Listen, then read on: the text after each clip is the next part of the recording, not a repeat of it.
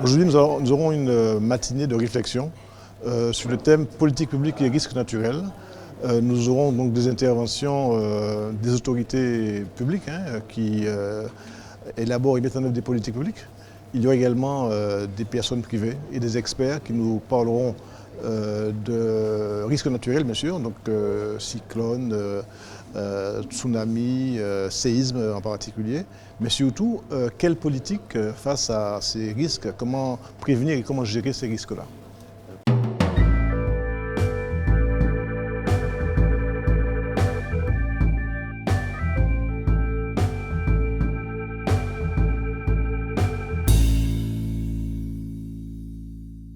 Alors, je suis Gaël Musquet, je suis né en Guadeloupe et j'ai subi très tôt le cyclone Hugo en 89. Je suis devenu et beaucoup travaillé sur la météorologie, je suis devenu météorologue et j'ai appris à concevoir des capteurs. Et après le séisme en Haïti, j'ai participé à beaucoup d'opérations humanitaires à travers la cartographie.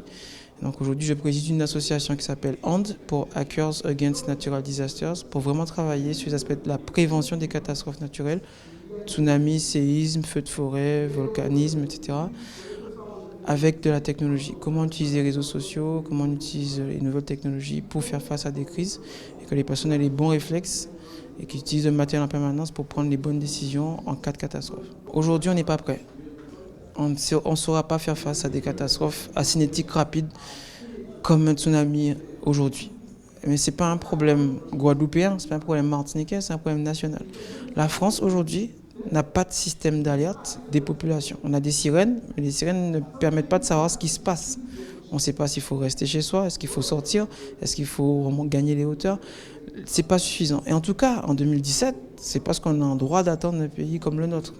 On a de la téléphonie mobile, on a des réseaux sociaux, on a des moyens de communication sur la bande FM, on a énormément de technologies qui permettraient de disposer de nos systèmes d'alerte. On ne les utilise pas. Donc, au niveau de l'alerte, déjà, on a un problème. On a un problème d'information. Terre à Marie-Galante, on a fait des micro-trottoirs, on demande aux gens qu'est-ce qu'ils feraient en cas de tsunami. Les gens ne croient pas, refusent de croire même parfois qu'on va être confronté ou qu'on sera confronté à un tsunami. Donc les gens ne savent pas, ne sont pas informés qu'ils sont exposés à un risque. Et comme ils ne sont pas informés, ils sont encore moins formés, ils n'ont pas forcément les réflexes. Donc pour moi, on n'est pas prêt. Mais d'année en année, on s'améliore. Les exercices sont de plus en plus suivis par les populations, par les écoles. Ça passera beaucoup par les jeunes, de la maternelle à l'université. Ça passera aussi beaucoup par la médiation scientifique et technique. Et c'est qu'à travers ça qu'on arrivera à progresser, aussi en regardant, en imitant nos voisins caribéens qui, eux, y arrivent.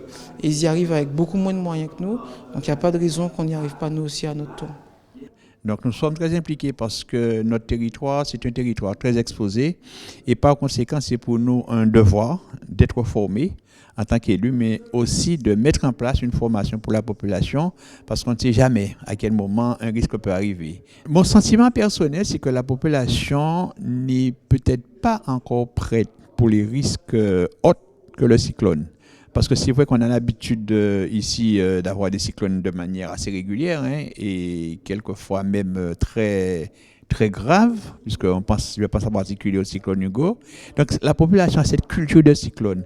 Mais en matière de risque d'inondation, de tsunami, de tremblement de terre, de séisme, je crois qu'on n'est pas encore prêt et c'est l'une des raisons pour lesquelles nous avons pris le taureau par les cornes et nous avons décidé de mettre en place cette matinée d'études avec le CAGI, avec les experts, avec des professionnels, avec des privés qui sont venus, comme on l'a vu ce matin, nous exposer, changer leur expérience avec nous.